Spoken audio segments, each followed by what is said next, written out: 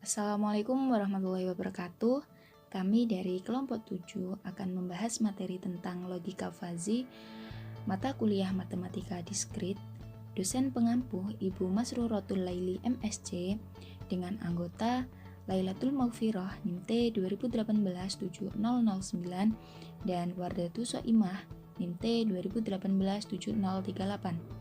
Tadris Matematika, Fakultas Tarbiyah dan Ilmu Keguruan, Institut Agama Islam Negeri Jember. Di sini kami akan membahas tentang definisi dari logika fazi, himpunan dari fazi, fungsi keanggotaan dari fazi, dan model dari fazi itu sendiri. Yang pertama yaitu definisi dari fazi. Definisi dari logika fazi. Logika fazi adalah suatu cara yang tepat untuk memetakan suatu ruang input ke dalam suatu ruang output.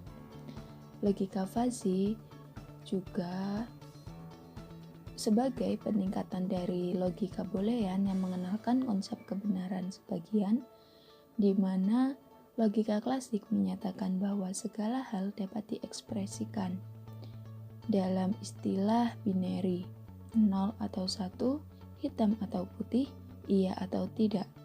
Logika fazi juga menggantikan kebenaran boolean dengan tingkat kebenarannya. Logika fazi memungkinkan nilai keanggotaan antara 0 dan 1, tingkat keabuan dan juga hitam dan putih, dan dalam bentuk linguistik. Konsep tidak pasti seperti sedikit, lumayan, dan sangat. Dia berhubungan dengan set fazi dan teori kemungkinan. Artinya, logika fazi akan memberikan nilai ketegaran itu antara nilai 0 dan 1. Nah, alasan kenapa menggunakan logika fazi karena konsep logika fazi itu mudah dimengerti. Konsep matematisnya yang mendasari penalaran fazi itu sangat sederhana dan juga mudah dimengerti. Logika fazi sangat fleksibel, digunakan untuk permasalahan apapun. Baik, yang selanjutnya saya Wardatu Soimah NIMT 2018-7038 akan menjelaskan tentang himpunan fazi. Oke, yang selanjutnya apa saja himpunan fazi? Himpunan fazi terdiri dari 3 macam. Yang pertama, variabel fazi. Variabel dalam suatu sistem fazi. Contohnya usia, tinggi badan, berat badan, dan lain sebagainya. Yang kedua, himpunan fazi atau fazi set. Himpunan fazi yang mewakili suatu kondisi pada suatu variabel fazi. Contohnya pada variabel usia terbagi menjadi 3 macam. Yang pertama, usia muda, usia parubaya, dan usia tua. Variabel tinggi badan terbagi menjadi 3. Yang pertama, pendek, sedang, dan tinggi. Untuk yang selanjutnya, variabel klasik atau variabel tegas yang biasa disebut dengan variabel Krebs, yaitu keanggotaan suatu unsur di dalam suatu himpunan dinyatakan dengan tegas yang langsung mengarah pada pertanyaan apakah objek tersebut merupakan anggota himpunan atau tidak. Jadi untuk himpunan Krebs ini jawabannya hanya iya atau tidak. Untuk yang selanjutnya, perhitungan himpunan fazi. Nah, contohnya yang pertama, usia 40 tahun termasuk dalam himpunan muda dengan pi muda 40 sama dengan 0,25. Nah, di sini bisa dilihat pada gambar di atas bahwasanya umur 40 tahun itu terletak di sini. Dan pada usia muda itu grafiknya di sini. Nah, selanjutnya kita mencari perpotongan antara umur dengan usia muda. Ditemukan perpotongannya di sini. Jadi pi mudanya adalah 0,25. Selanjutnya termasuk juga dalam himpunan parobaya dengan pi parobaya 40 sama dengan 0,5. Jadi kita cari perpotongan antara kurva parobaya dengan umur 40 dan ditemukan bahwasanya pi parobaya adalah 0,5. Untuk yang selanjutnya, usia 50 tahun termasuk dalam himpunan tua dengan pi tua 50 sama dengan 0,5. Nah, di sini himpunan 250. Pi-nya sama dengan 0,25. Nah, selanjutnya termasuk juga dalam himpunan dengan pi parobaya 50 sama dengan 0,5. Nah, perpotongan antara kurva pi parobaya dengan umur 50 ada di sini. Jadi pi parobaya sama dengan 0,5. Nah, di sini ada keterangan bahwasanya pada himpunan Krips yang tadi, nah yang ini hanya nilai keanggotaannya hanya rentang 1 dan 0 saja. Beda dengan himpunan Fazi. Nilai keanggotaannya rentang dari 0 sampai 1. Jadi bisa 0,25, 0,5 dan sebagainya. Nah, juga di dalam himpunan Fazi ini bisa menempati dua himpunan sekaligus. Pada contoh yang usia 40 ini bisa dikatakan dalam himpunan Huda dan juga bisa dikatakan dalam himpunan Parobaya. Begitu. Sekian dari saya, selanjutnya akan dijelaskan oleh pemateri berikutnya. Yang ketiga yaitu fungsi keanggotaan. Fungsi keanggotaan. Apa itu fungsi keanggotaan? Yaitu suatu fungsi tertentu yang digunakan untuk menentukan nilai keanggotaan atau membership value dari suatu elemen di dalam suatu himpunan. Maksudnya, kalau ada elemen kemudian kita akan menggunakannya terhadap suatu himpunan, maka dengan menggunakan fungsi keanggotaan kita akan memperoleh nilai keanggotaannya. Yang kedua, fungsi yang digunakan untuk menentukan seberapa dekat atau jauh suatu elemen dari himpunan yang dimaksud. Artinya seberapa dekat dan seberapa jauh itu tergantung atau dilihat dari nilai keanggotaannya. Kalau nilai keanggotaannya mendekati 1, maka disebut dekat atau semakin dekat. Tetapi sebaliknya, jika nilai keanggotaannya mendekati 0, maka elemen tersebut dinyatakan semakin jauh himpunan tersebut. Yang ketiga yaitu fungsi yang digunakan untuk mengubah nilai dari suatu elemen ke dalam nilai fazi atau disebut fazikasi. Maksudnya, jadi input atau variabel atau elemen yang memiliki nilai awal itu nanti akan diubah menjadi nilai fazi dengan menggunakan fungsi keanggotaan. Proses mengubah nilai awal menjadi nilai fazi itu disebut dengan fazikasi. Jenis-jenis fungsi keanggotaan. Yang pertama yaitu fungsi linier. Fungsi linier ini ada dua, yaitu linier naik dan linier turun. Yang kedua yaitu fungsi segitiga. Yang ketiga fungsi trapesium. Yang keempat fungsi sigmoid atau kurva S. Dan yang terakhir yaitu fungsi bell atau kurva lonceng. Fungsi linier naik. Linier naik atau pertumbuhan dikatakan naik apabila garis lurus yang mana bergerak dari bawah ke atas atau dari kiri naik ke kanan. Nah, maka awalnya kita harus mengetahui nilai terkecil dan nilai terbesar. Anggap saja nilai terkecilnya A dan nilai terbesarnya B, sehingga gambarnya seperti gambar tersebut yang sudah tertera. Lalu kita letakkan nilai terkecil di sebelah kiri dan nilai terbesarnya di sebelah kanan, sehingga karena fungsi naik jadi B menjadi nilai tertinggi. Nah, untuk mencari nilai mu x sama dengan 0 itu apabila X kurang dari sama dengan A. Jadi titik A ke kiri itu nilainya 0 dan mu X akan bernilai 1 apabila X itu lebih besar sama dengan B. Jadi titik B dan dilanjutkan dengan titik-titik lainnya itu nanti akan bernilai 1. Nah, bagaimana nilai tengahnya antara A dan B itu? Maka kita dapat memberikan fungsi yaitu mu X sama dengan X dikurangi nilai terkecil per nilai terbesar dikurangi nilai terkecil, atau bisa X kurangi A per B dikurangi A. Jadi nilai X-nya ini antara A dan B.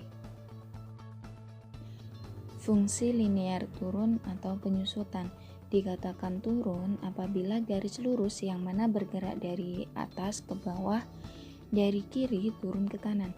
Nah, fungsi linear turun ini adalah kebalikan dari fungsi linear naik. Dan gambarnya seperti ini. Untuk mencari mu X sama dengan nilainya 1 apabila X kurang dari sama dengan A, dan mu X bernilai 0 apabila X lebih dari B. Nah, untuk mencari nilai X antara A dan B, maka dapat menggunakan dengan fungsi mu X sama dengan nilai terbesar dikurangi X per nilai terbesar dikurangi A, atau B dikurangi X per B dikurangi A. Fungsi segitiga. Fungsi segitiga ini tersusun dari fungsi linear naik dan fungsi linear turun. Seperti gambar tersebut, maka kita dapat memberi nilai yaitu A nilai terkecil dan C nilai terbesar. Maka kita ambil atau kita buat fungsi linear naik dan fungsi linear turun dengan simetris, dan kita buat titik simetrisnya ini antara A dan C, dan kita kasih nama titik B sehingga B ini mempunyai nilai mu X tertinggi. Kita dapat melihat bahwa titik potongnya ini ada di B, sehingga sekarang ada 3 daerah, yaitu bernilai 0 ini bernilai 0 apabila X kurang dari sama dengan A atau X lebih dari sama dengan C. Jadi A ke kiri ini nilainya 0 dan C ke kanan ini nilainya 0. Nah, untuk mencari sembarang nilai X yang ada di antara A dan B, kita dapat menggunakan fungsi dari linear naik, yaitu X kurangi A per B kurang A, dan X ini di antara A dan B. Nah, untuk mencari sembarang nilai X antara B dan C ini kita dapat menggunakan fungsi dari linear turun, sehingga mu X sama dengan C kurangi X per C dikurangi B, dan nilai X-nya ini antara B dan C. Selanjutnya yaitu fungsi trapesium. Nah, kita dapat melihat fungsi trapesium seperti gambar tersebut. Nah, kalau kita melihat dari gambar tersebut, maka kita dapat melihat yaitu nilai A-nya ini adalah nilai terkecil dan D-nya ini adalah nilai terbesar. Tetapi sebenarnya ada 2 nilai lagi yang menentukan di sini, yaitu B dan C. Jadi konsepnya trapesium ini adalah sebuah fungsi segitiga yang titik ujungnya ditarik melebar sehingga ada jarak antara titik B dan titik C. Nah, untuk mencarinya apabila bernilai 0, jika X kurang dari sama dengan A atau X lebih dari sama dengan D. Jadi sama, A ke kiri ini nilainya 0 dan D ke kanan ini nilainya 0. Nah, untuk mencari fungsi bernilai 1 atau mu X sama dengan 1, yaitu apabila X ini berada di antara B dan C. Jadi antara B dan C ini adalah nilainya 1. Nah, untuk mencari sembarang nilai X yang ada di antara A dan B, ini kita dapat menggunakan fungsi linear naik, yaitu X kurangi A per B kurangi A jika X di antara A dan B. Dan untuk mencari sembarang nilai X antara C dan D, yaitu menggunakan fungsi linear turun dengan fungsi D kurangi X per D dikurangi C, yaitu X antara C dan D. Selanjutnya yaitu fungsi sigmoid atau kurva S, mencerminkan kenaikan dan penurunan secara tidak linier. Seperti gambar yang sudah tertera tersebut, kita dapat melihat bahwa ada 3 variabel yaitu alfa, beta, dan gamma. Nah, untuk mencari nilai fungsi dari kurva S yaitu S buka kurung X titik koma alfa koma beta koma gamma tutup kurung akan bernilai 0 apabila X kurang dari sama dengan alfa, dan akan bernilai 1 apabila X kurang dari gamma. Nah, untuk mencari nilai X di antara alfa dan beta yaitu 2 dikali buka kurung 2 kali X kurangi alfa tutup kurung per buka kurung gamma dikurangi alfa tutup kurung 2 kali pangkat 2. Dan untuk mencari nilai X antara beta dan gamma yaitu 1 dikurangi 2 buka kurung 2 kali gamma dikurangi X tutup kurung per gamma dikurangi A tutup kurung 2 kali pangkat 2. Selanjutnya yaitu fungsi Bell atau kurva lonceng. Nah, seperti gambar yang sudah tertera tersebut, di sini kita memakai beta. Kalau kita memisalkan beta ini seperti sama dengan distribusi normal, kita dapat melihat kalau kita bagi 2 menjadi sebuah sumbu simetri itu kita sebut yaitu gamma dan titik pusat. Kemudian kita buat daerah lagi di sebelah kiri dan kita tarik persis nilainya nanti akan sama dengan 0,5, dan dari titik 0,5 nanti kita tarik ke X ini disebut dengan titik infleksi, dan daerah ini akan kita sebut gamma dan beta. Karena di sebelah kiri maka kita sebut gamma dikurangi beta. Nah, kita membuat daerah yang sama di sebelah kanan, dan nanti titik 0,5 nya ini akan ada 2. Karena yang satu titik 0,5 nya ini ada di sebelah kanan, maka kita dapat menyebutnya yaitu gamma ditambah beta. Nah, untuk mencari nilai fungsi Bell atau kurva lonceng ini bisa dengan beta buka kurung X titik koma beta koma gamma tutup kurung sama dengan 1 per 1 plus buka kurung X kurangi gamma per beta tutup kurung pangkat 2. Contoh dari grafik di atas adalah suatu fungsi keanggotaan untuk variabel umur yang dibagi menjadi 3 kategori atau 3 himpunan fazi, yaitu muda, parubaya, tua, di mana dapat direpresentasikan sebagai berikut. Kita dapat melihat bahwa umur muda di sini menggunakan fungsi linier turun, parubaya di sini menggunakan fungsi segitiga, dan tua di sini menggunakan fungsi linier naik.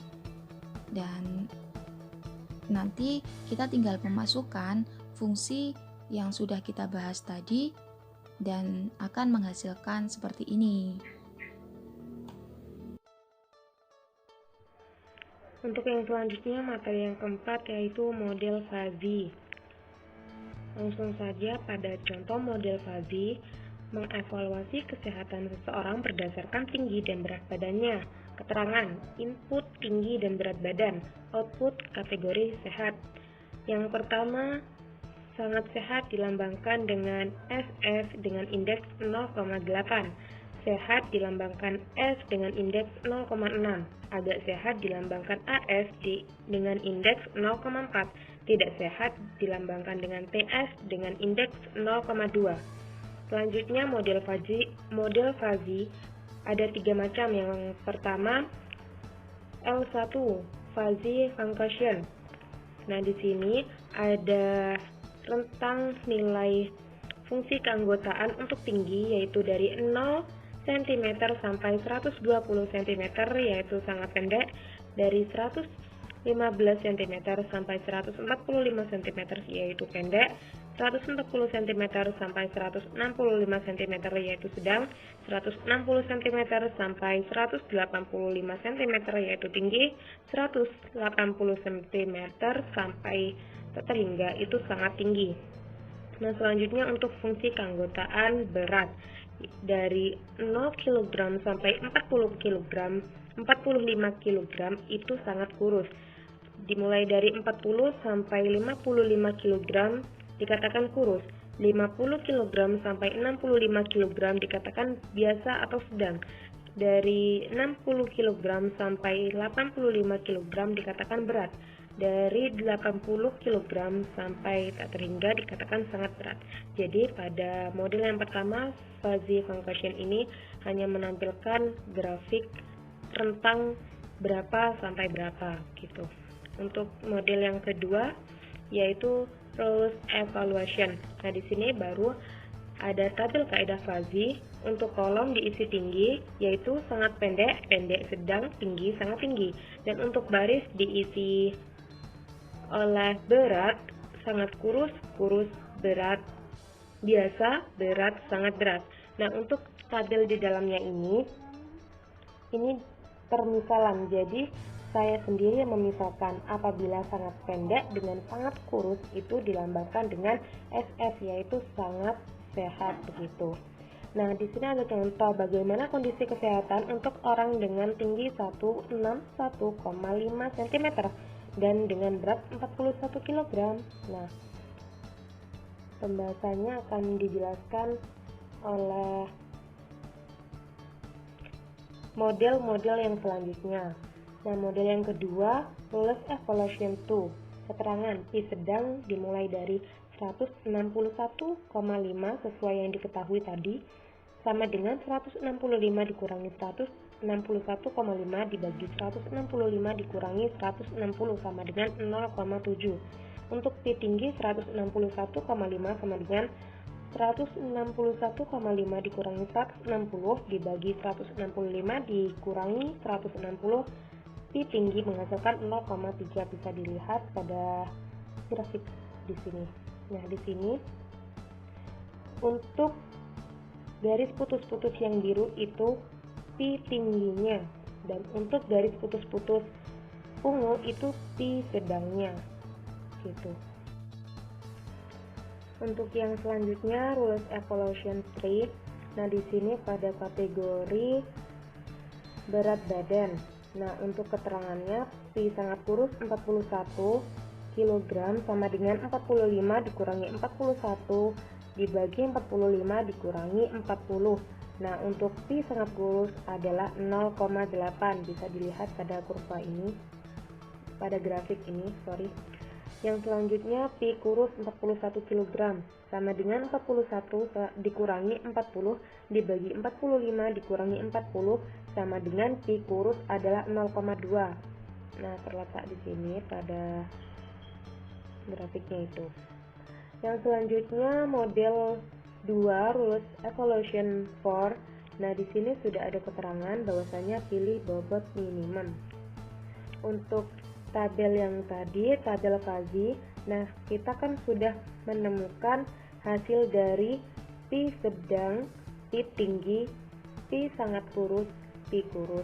Nah, setelah itu dimasukkan ke dalam kolom. Hasil dari P sedang yaitu 0,7, hasil dari P tinggi 0,3, hasil dari P kurus 0,8, hasil dari P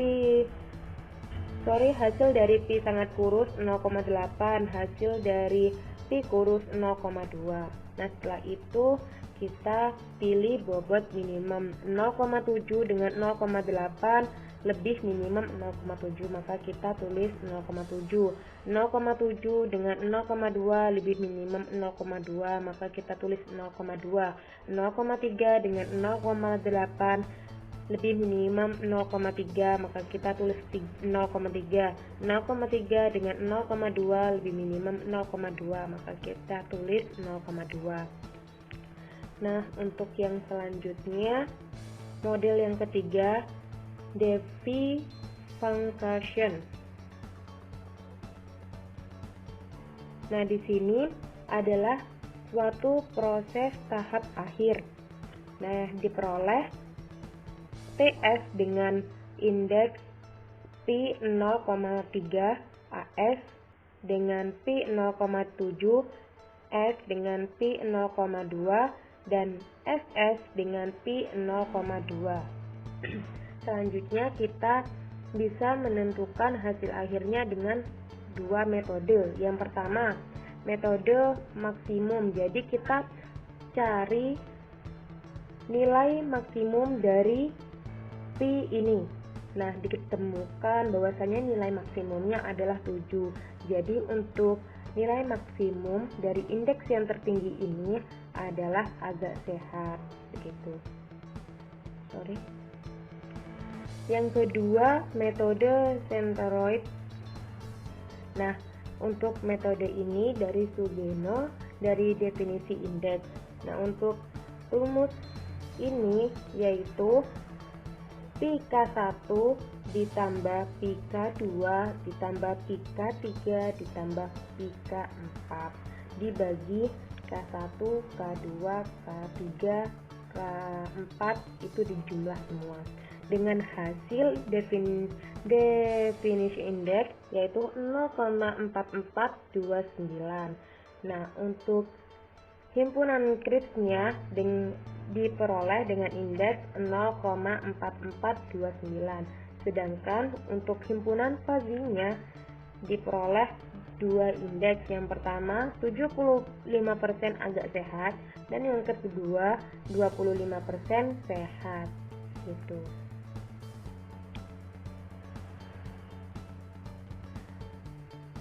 Mungkin hanya itu yang dapat kami sampaikan. Apabila ada salah kata atau salah penyampaian dari kami, mohon maaf yang sebesar-besarnya karena kesalahan itu murni dari kami dan kesempurnaan itu hanya milik Allah. Terima kasih untuk semuanya yang sudah nonton sampai akhir. Wabillahi taufik wal hidayah. Wassalamualaikum warahmatullahi wabarakatuh.